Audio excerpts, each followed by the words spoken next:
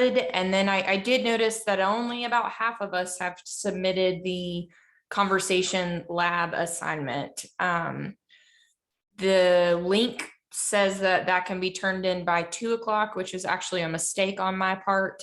But if you haven't done it and you need the time immediately following this, it does need to be turned in today. And part of my plan for the day was to spend the last little bit of this class debriefing on that, but I don't want to do that since so many people have yet to turn it in, because that would not be fair to those of you who have done it on your own and submitted it with your own ideas. So we will debrief on that at another point in time. And I don't want to make any promises, but you might get out of here a little early today because I'm shifting things around. So today, and I think probably we've got everyone on here who's trying to get on. If you will type your name in the chat so that I have a record of attendance real quick, I'll give you just a few minutes to do that while I'm getting the PowerPoint ready.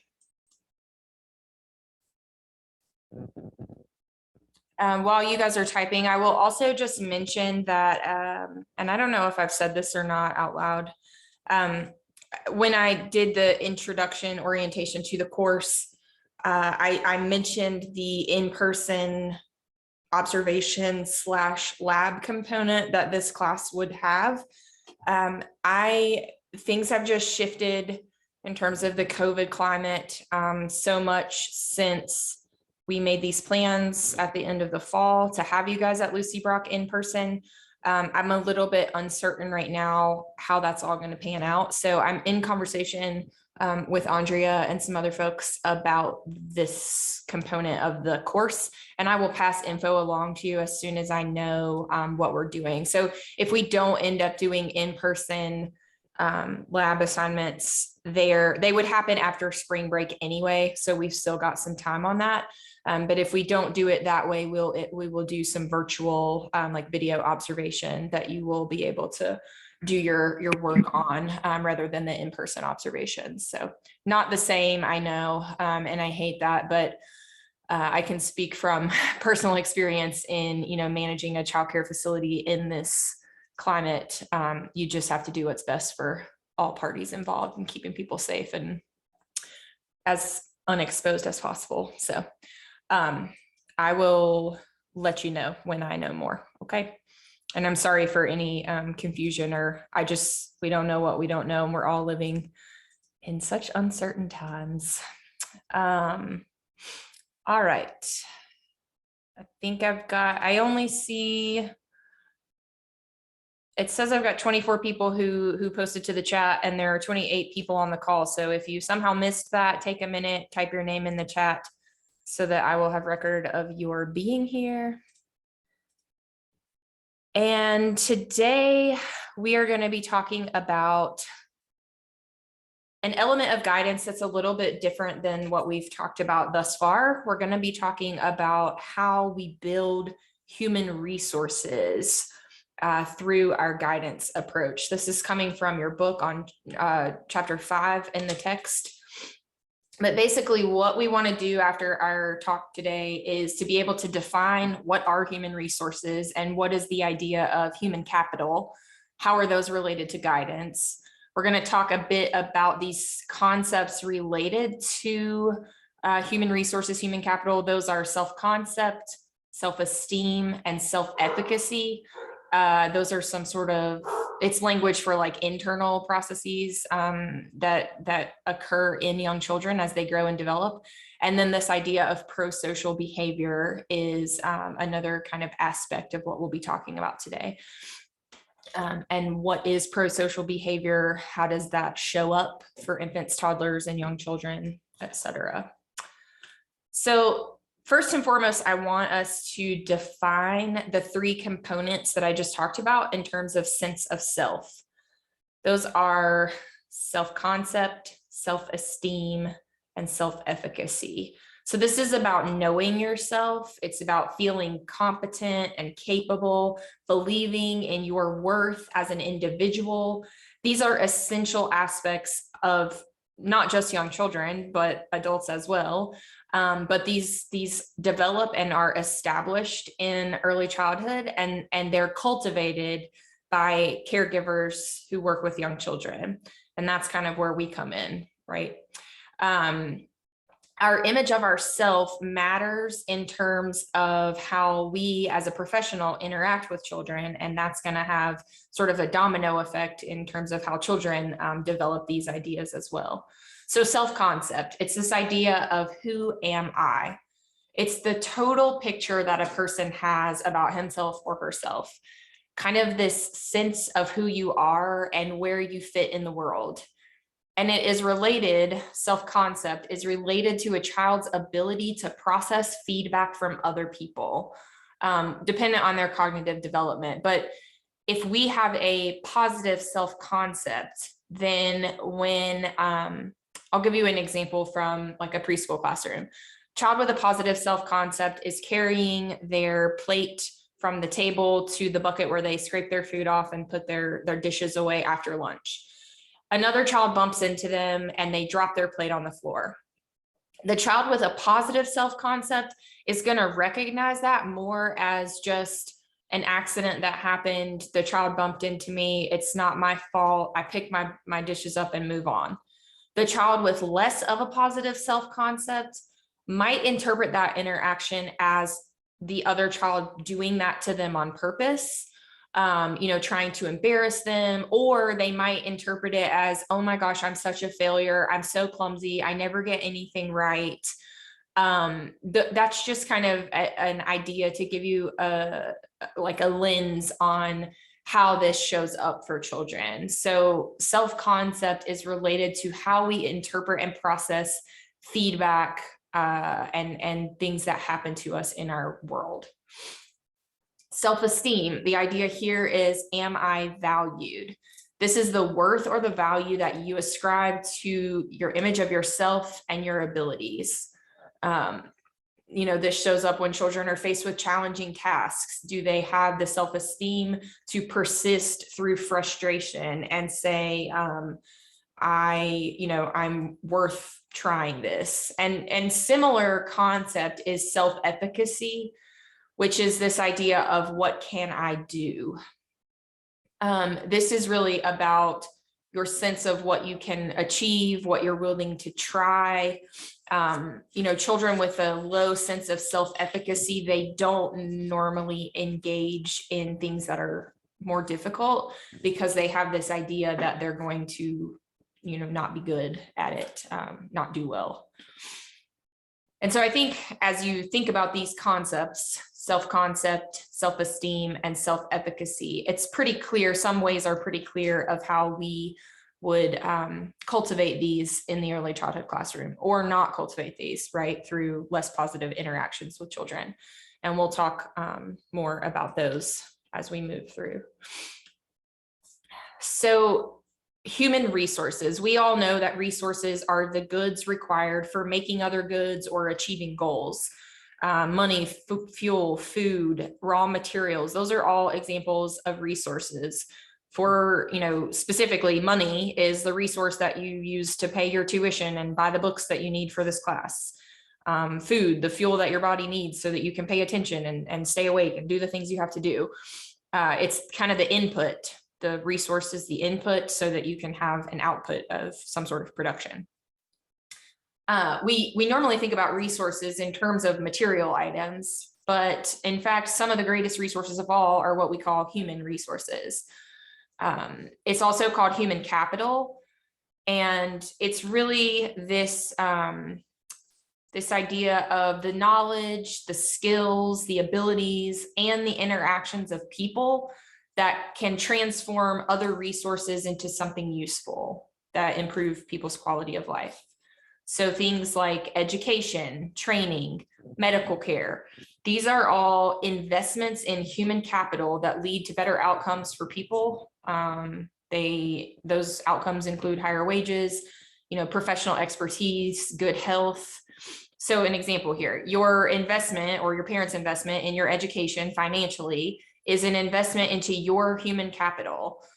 So hopefully, it leads you to having a greater knowledge base, a better skill set for professional aptitudes that will land you a higher paying job in your desired career. That's the concept here. And so hopefully, when you get out into the workforce, you are able to pay this forward as you invest your time and energy and expertise into the lives of children and families and other professionals that you will come into contact with. So how do human resources show up in the early childhood profession? As a professional in this field, we are going to be setting the stage for helping children and families reach their goals by using non-human resources like materials in the classroom, centers, learning facilities, as well as human resources. And those human resources, there's a list here to kind of give you an example. But the human resources that we're talking about are things like your own mental and physical well-being, your energy level, your emotional stability, your mental processes and faculties, being prepared as a professional. So, you coming to these types of conversations and taking on information that you then go out into the field and implement, that's a form of utilizing human resources. And also in terms of relationship skills, empathic responses to children, these are all examples of how we see human resources show up in the early childhood profession. Also, part of your role as a professional might be to help families access and manage their own human and non-human resources so that they can better support their child's development and well-being. You might be charged with the task of helping families realize the resources that are available to them in their communities. So connecting them with referral agencies. If you notice a child with a possible delay and you refer a family to the CDSA, that's helping them tap into human and non-human resources for the betterment of their child and family. At some point in your career, you will probably work with low-income families who need access to things like childcare subsidies for, bolstering the financial burden of access to childcare, food stamps, food banks, abuse. We talked about that in an earlier class. There are women's shelters and support networks and things like that. These are, again, examples of how we as professionals in this field can help families and in turn children kind of tap into these resources. Does anyone have questions or ideas related to any of what we've just talked about in terms of the human resources piece?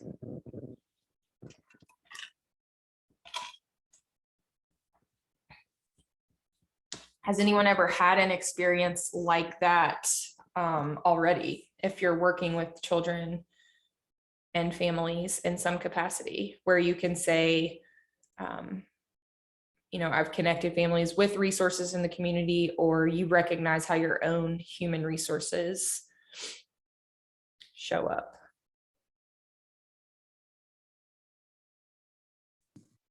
I guess in a way this could relate. So kind of with relationship skills, how it can associate with language and social skills.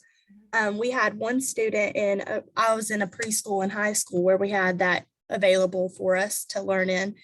And one kid needed to start speech therapy because he couldn't speak very well. And this was really emotionally and mentally draining on him because a lot of people couldn't understand him. So he would get really upset with himself. And then once we put him with somebody who could come to him to help him with his speech, you could tell that he was starting to be able to speak more, which helped with his relationships with not just teachers, but also like the other students. Yeah, absolutely. And that kind of hits on both of the things that we're talking about. So the non-human resource there is, kind of the idea of therapy services, those agencies that support that type of work. And then the human resources that come into play are at a lot of levels, like you guys as interacting with him in the preschool are bringing some of those to the table, but then also for the speech therapist, the professional preparation, recognizing where a child is developmentally and how do I scaffold that to helping him develop better speech patterns. All of that stuff is definitely a good example of what we're talking about here. Anybody else got thoughts or ideas on this?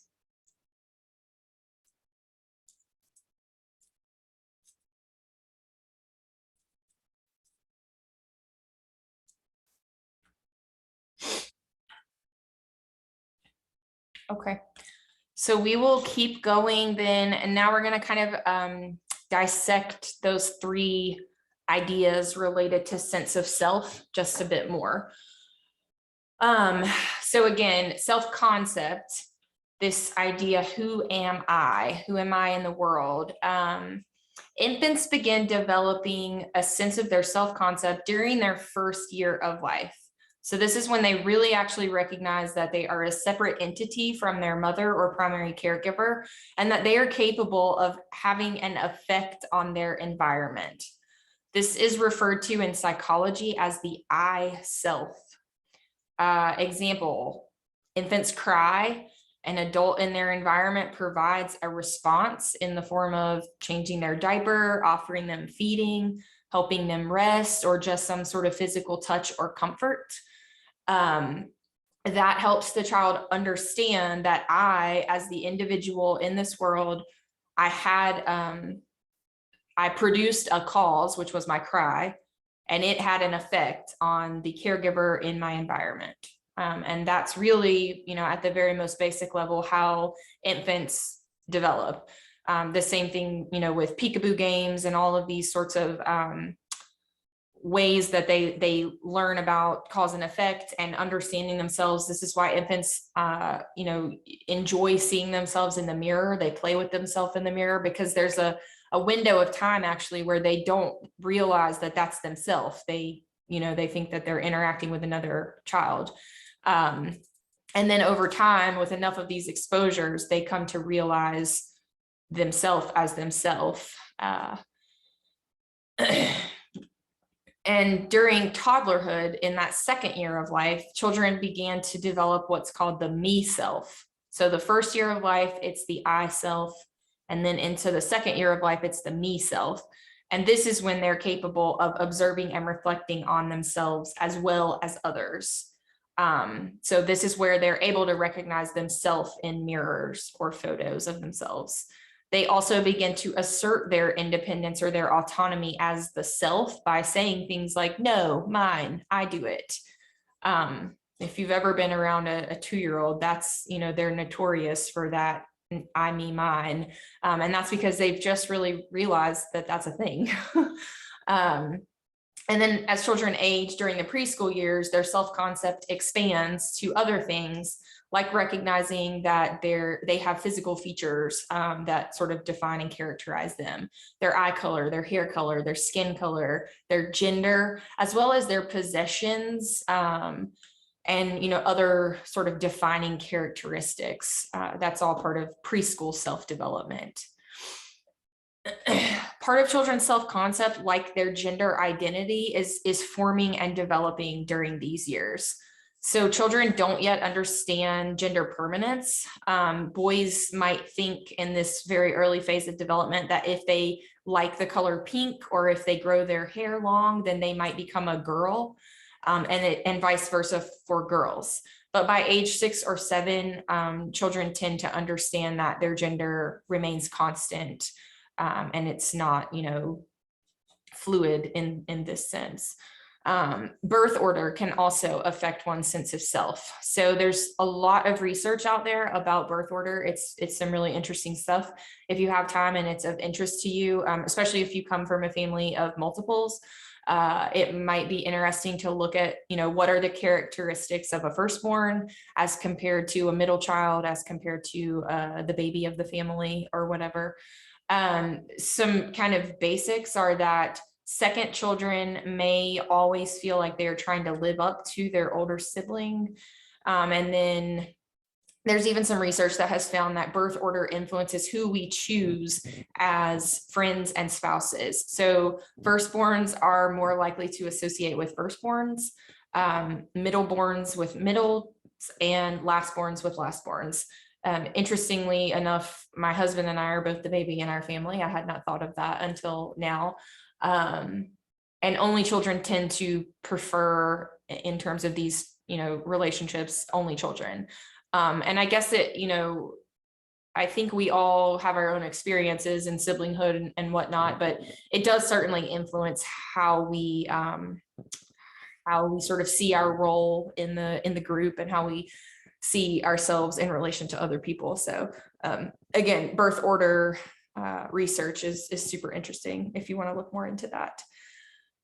So when we think about our role as professionals as it relates to this idea of self-concept, some really basic ways that we can help children's sense of self-concept develop when we're working with them, providing mirrors and photographs to support it in really young infancy. Using children's names, calling them by their name is a really basic way to support this, as it's developing in the young child. And then counteracting those gender stereotypes. So, it's like not promoting, but also not discouraging a boy from liking pink or from, dressing up in the dresses in housekeeping or whatever. We don't really want to influence children's ideas about gender stereotypes because of the ones that we come into the interaction holding as adults in this society. And we'll talk more about strategies for supporting all of these ideas towards the end of our talk. So self-esteem, this is the idea, again, what am I worth? This is the judgment that the child makes about his or her worth in the eyes of other people. Self-esteem is supported when children feel good about themselves and they feel like they have control over their lives. It's not the same thing as narcissism. So we might hear a preschool child saying something like, I'm the fastest kid on the planet. That's not a narcissistic way of thinking. That's just the child demonstrating that they have a positive sense of self in that circumstance. They think that they're fast. And then adults who interact with children are central to influencing children's self-esteem. So we're about to talk about some ways that we would either support or hinder a child's developing self-esteem through our interactions with them. So negative influences on self-esteem, the list is here for you to kind of review. It really looks like not being that interested in what a child is doing. So we might spend a less than average % of our time talking with children, and instead of talking with them and like really being interested in what they're doing, noticing the specific details of their play or their artwork or whatever the case may be, in the classroom, we might be using our time to do other things that do need to be done. So we are folding the laundry or putting away materials, or those types of behind the scenes tasks. And that really does send a message to children, especially if you're in a space with them where you should be engaged in their play. It sends the message that what they're doing is not as important as the work that you need to be doing behind the scenes. Or this might look like being physically present but not really being mentally present in the moment with a child. So if a child is building a castle with you and they say, look, Miss Jess, I made such and such, and I'm like, oh yeah, that's really nice, keep building. That's again me just kind of checked out, and I'm not demonstrating that true interest in the child's activity. That can have negative impacts on their self-esteem. Superficial attention, same thing I just mentioned. Asking irrelevant questions. So if you're really in the moment with a child and you're really listening to what they are sharing with you, then you are more likely to ask the right questions, relevant questions, questions that will help the child keep thinking and stay engaged in the play.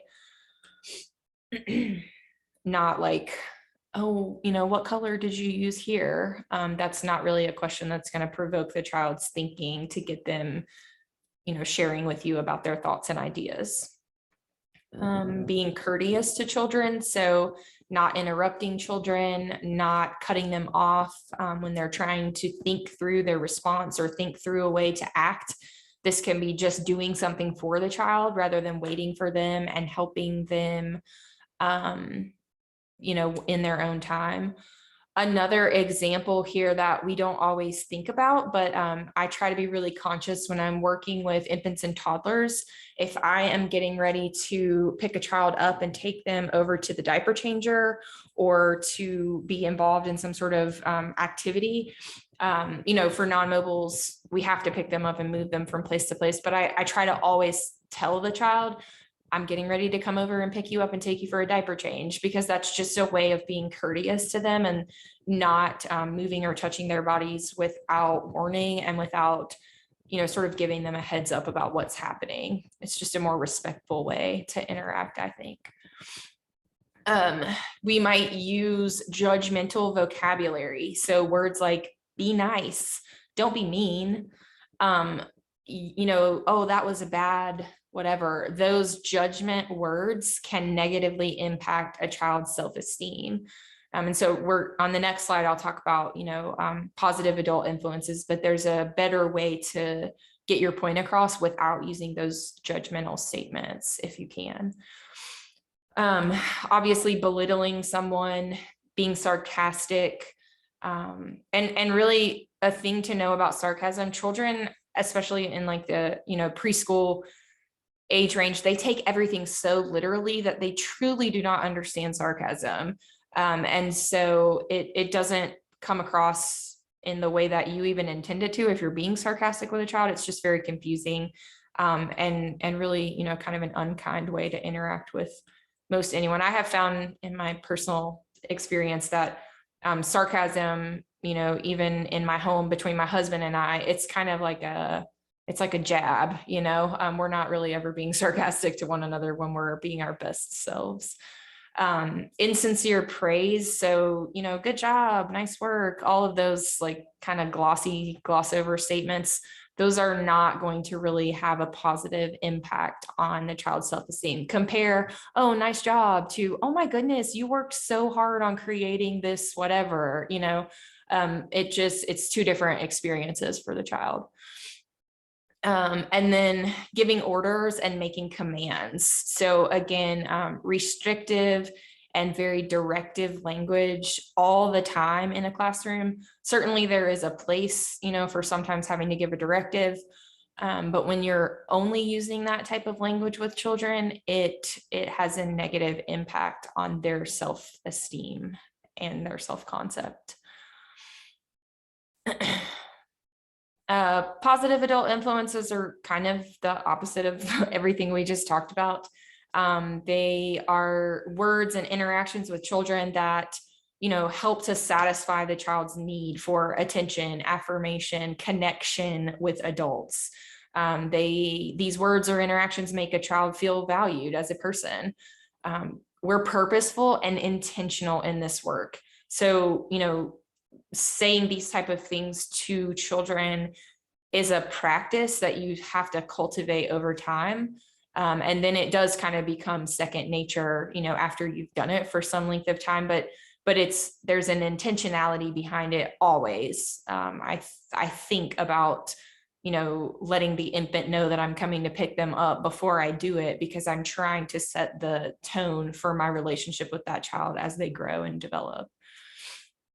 Again, non-judgmental and reflective statements. So I'll give you a couple of examples of what I mean. The statement should describe the behavior and not the child.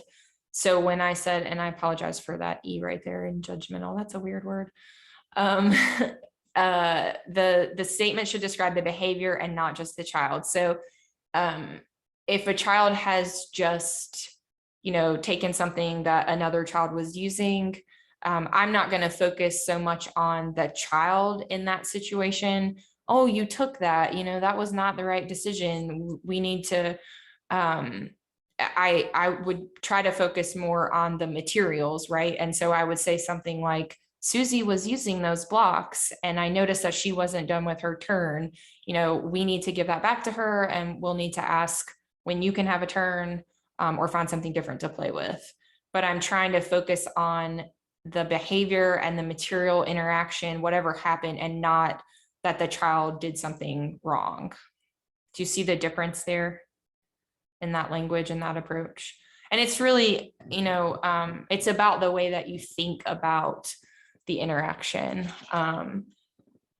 Because I recognize that children are not doing things like that maliciously. Most of the time, preschool age children just really don't have the skill set yet to think through, I need to ask for a turn and wait my turn and all that stuff. I mean, I still have to do that in my mid 30s, waiting for a turn is hard sometimes. Examples of that objective type of language is not like, oh, what a pretty jacket you have today. But it's just noticing something about the jacket. So, oh, you came in wearing pink today. Or, wow, you really colored a lot on that paper. Not, nice drawing. Those are, some specific examples of how it kind of sounds and feels differently. Do you guys have any thoughts on these type of statements?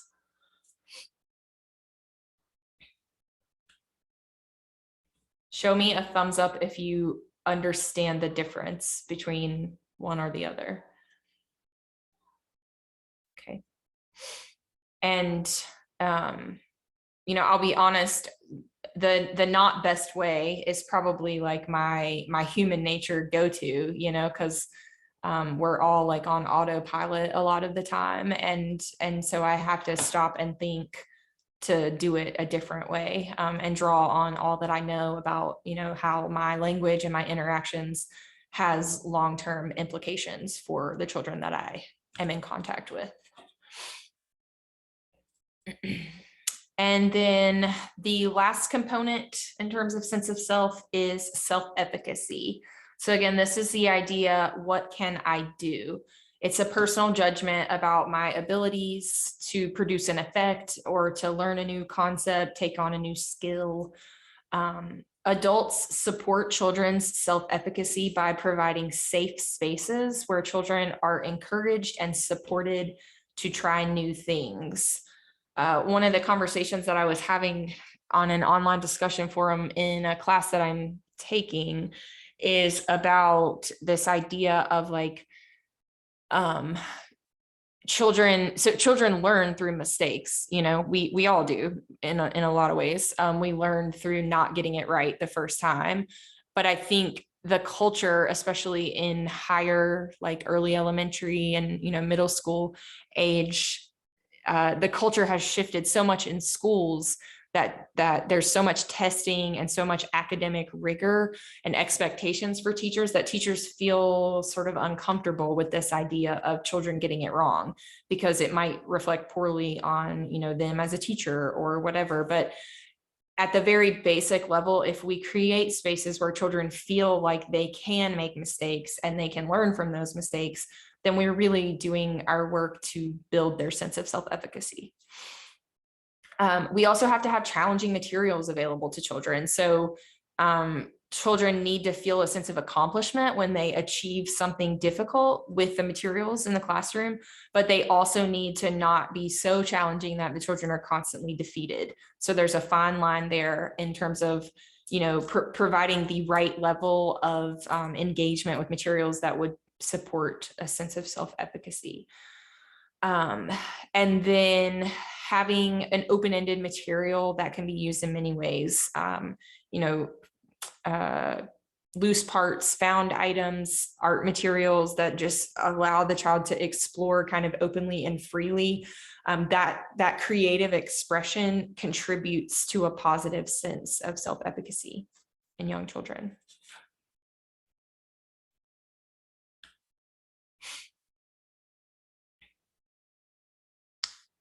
What thoughts or ideas do you have on any of this stuff before we move on to talking about pro-social or positive behaviors?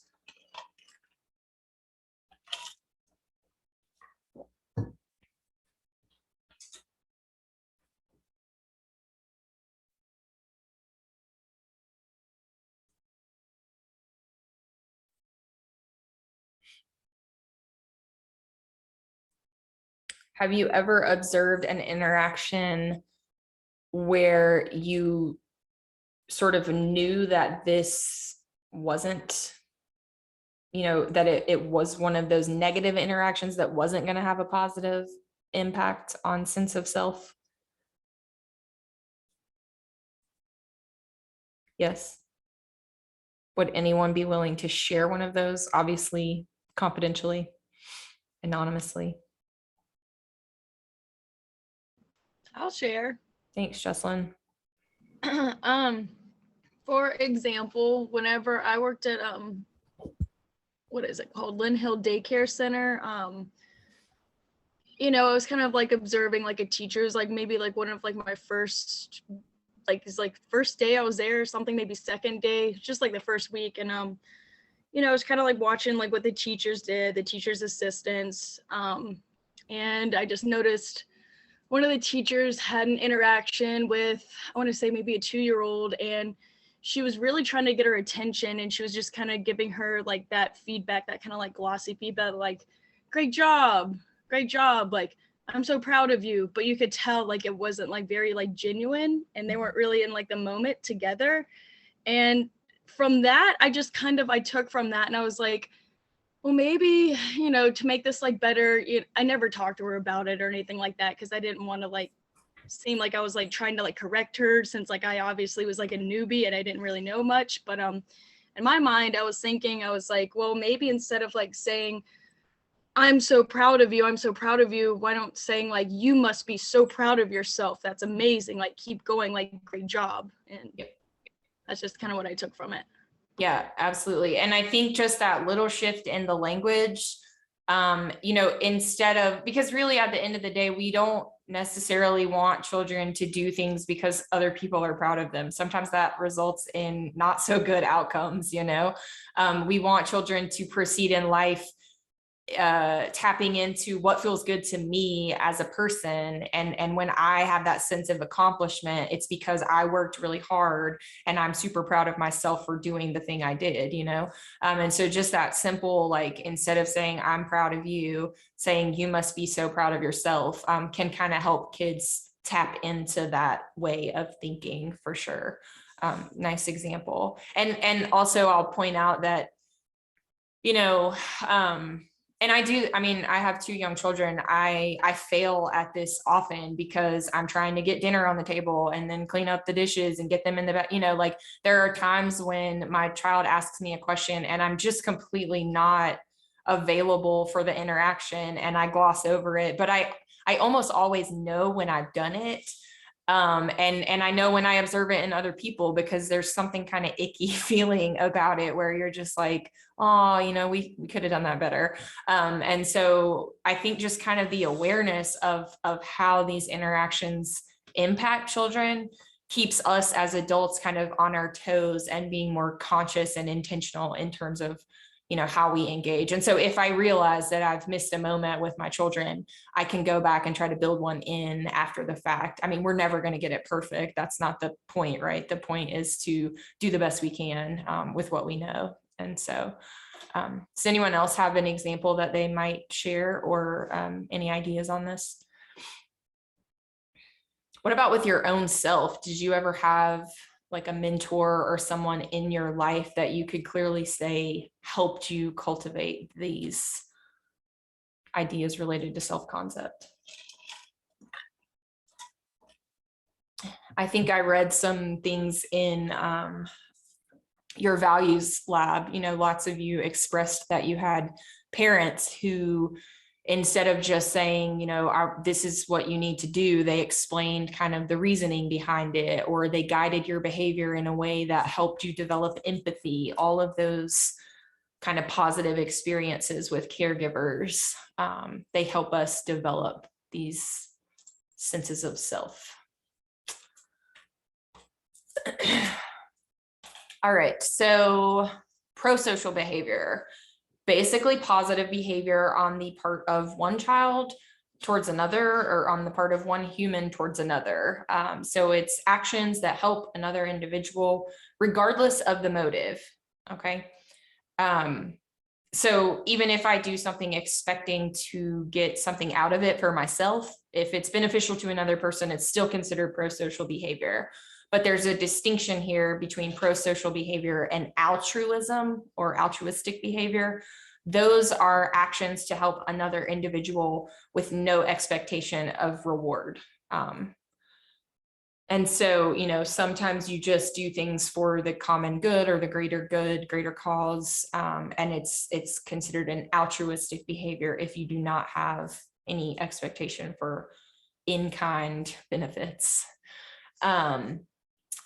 Pro-social behaviors build on empathy. So we recognize that, doing something kind for another person or doing something to help another person influences how they feel. And so it helps cultivate empathy in that way.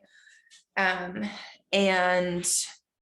in early childhood, it looks like sharing, turn taking, being helpful and generous, those sort of basic human interaction skills that we want to support in young children.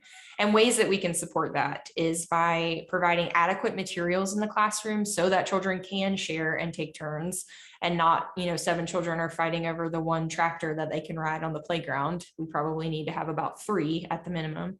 When we notice children doing these pro-social behaviors, we need to really hone in on that. And that is like one of the most fundamental premises of guidance in general, is that we want to notice and focus on what we want to see more of, so when you see children doing the right thing, notice that, comment on that, and it really builds that kind of behavior in a natural way.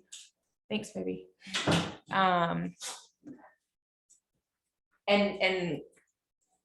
sorry, my tiny partner needed to join me. He just sits at the door and cries. And so my 4-year-old let him in so that he would stop crying. Anyways, when we notice things that we want to see happening more often, then we have to do less noticing of things that we want to see less of, basically. Some pretty standard ideas here in terms of how do we promote this: safe environments, developmentally appropriate expectations and materials, telling children what they can do rather than what they cannot do. So again, that positive language, and really it's less restrictive in nature. Here are the things that you can do with these materials, not, here's the 2 things that I don't want you to do. Understand what children are trying to do and help them do it. I think the reframing, when we think about children's behaviors and that work that you did, you haven't done that yet. The work that you will do in terms of reframing our view on children's behaviors, challenging behaviors in particular, all of that can really play a part in promoting positive behavior. Because if we understand children, again, they're not generally malicious in their intent. They're not trying to, push your buttons or push anyone's buttons. They normally just don't have the skills to, say what they want to say or get what they need without our support. Modeling respect for all children, and then a strengths-based approach. I think that's really important to our work with children, families, anyone, other professionals, that, we're recognizing of what they do well and what they bring to the environment, and not focusing on what their challenges are or what they might be lacking. That, again, really a lot of the work that what I have found is that the work that I do with young children is done the best when I show up as my best self, so when I have my emotions in check, when I'm giving people the benefit of the doubt and assuming positive intent and all of those things that we want to see children doing, when I can do those myself, the outcome is usually better for both myself and the child or children. And then this idea of appreciating the positive behavior. There you know, at the most basic level, like I said at the beginning, when infants cry, it's because they are trying to communicate that they need something. That phase of I, me, mine, no, all of that toddler stuff is a necessary phase of development so that toddlers can become fully functioning people. You know, 6-year-olds between 3 and 6, they're very active, very imaginative. They talk all the time. Don't think that goes away at 7, because sometimes I feel like my ears are like burning from being here with a 4 and 7-year-old all the time. You know, that's but they're just like working out the world and figuring it all out. And so when my ears get tired, I can take a break and remember that that's the work that they're doing, you know, asking all the questions to learn about all the things. So really quickly, I have a short video clip that is from Dr. Becky Bailey. I think I've mentioned conscious discipline work before, but she is the founder of this philosophy. How many of you guys are familiar with conscious discipline? Any of the ideas or no? Okay. So it's a book. And I think it's referred to in a sense as like a curriculum. It's kind of like a guidance curriculum, actually. And so she's developed like all of these strategies and ideas and tools, materials, tons of stuff related to conscious discipline. But it's exactly what it sounds like. It's being intentional and conscious of ourselves as the caregiver, the adult, the teacher, whomever, and thinking about the way that we show up with children and how that influences our guidance, or she uses the term discipline, of their, you know, of their behavior. But I draw on her work a lot as a classroom teacher. I did in my own, you know, interactions with my children. And then I share it often in the classes that I teach because it's good stuff. So she is going to be talking about the power of attention in these next couple of minutes. I'm only playing about 5 minutes of this video, so don't be alarmed when you see the length of time.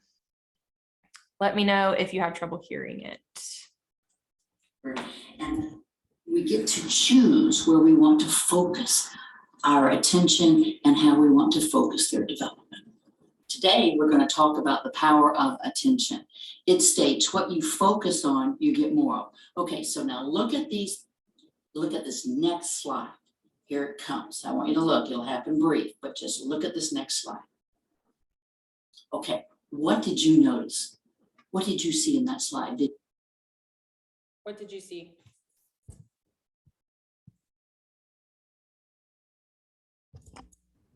A boy about to push another boy. A child about to push another child. Okay. Anyone see anything different? Yeah, I tried to read the words first, so I didn't even see the picture. Okay. When you saw that child placing a hand on another child's shoulder, chest, whatever, did anyone interpret that differently as not a child about to push another child? I thought that he was like consoling or comforting the child. Okay. Let's see more.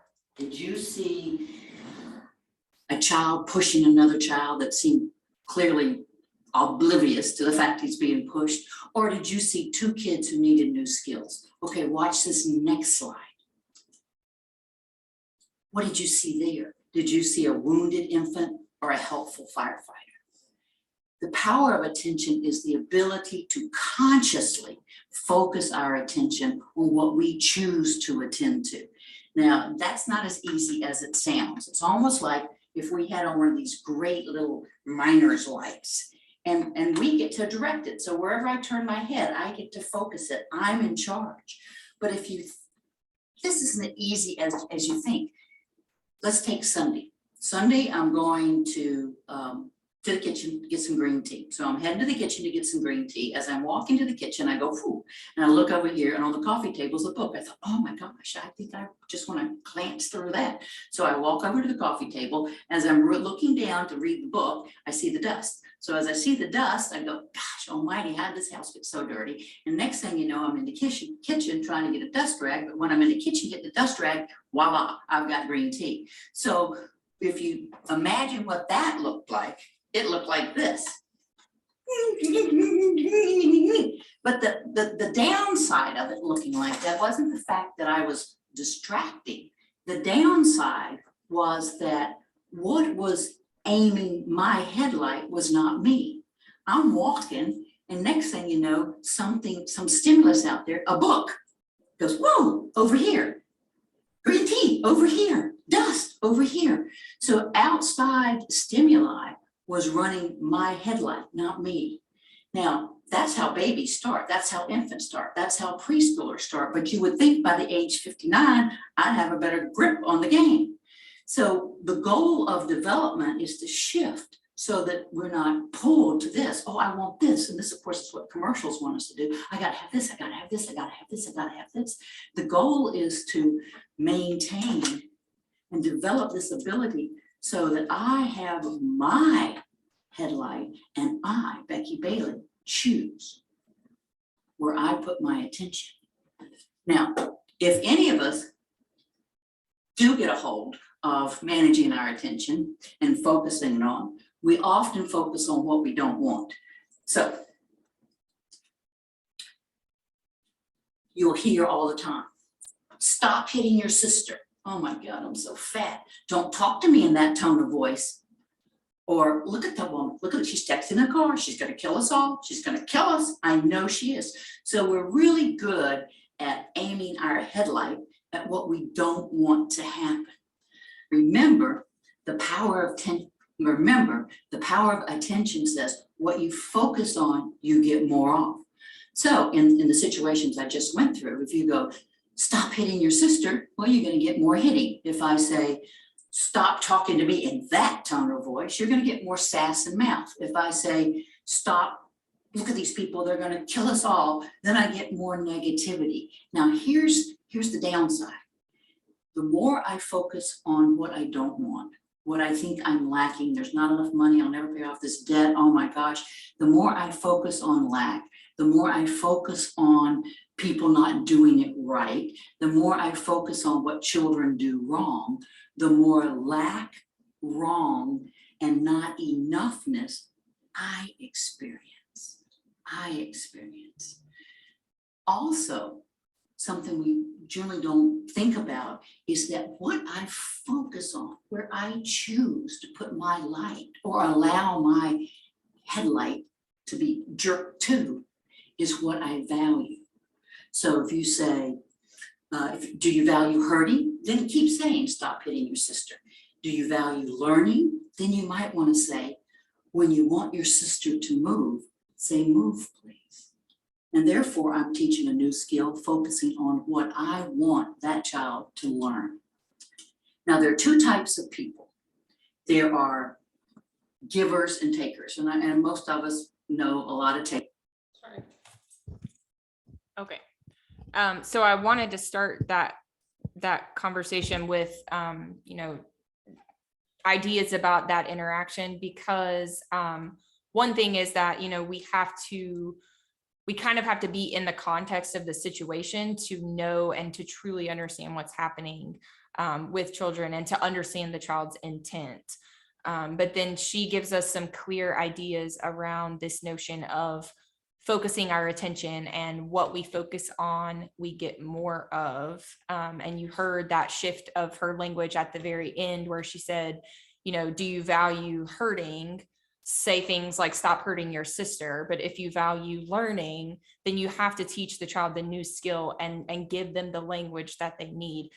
So what I'm doing in that moment is I'm recognizing this child needs language to help them negotiate space with their sister. And I can teach that skill by saying, when you need your sister to move, say, please move, or say, excuse me. But again, I think, a lot of it is related to how we interpret children's behavior and giving them the benefit of the doubt, in that he's not just trying to hurt his sister, he needs something and he doesn't have the skills to communicate how to get what he needs. Ideas, thoughts? questions, concerns?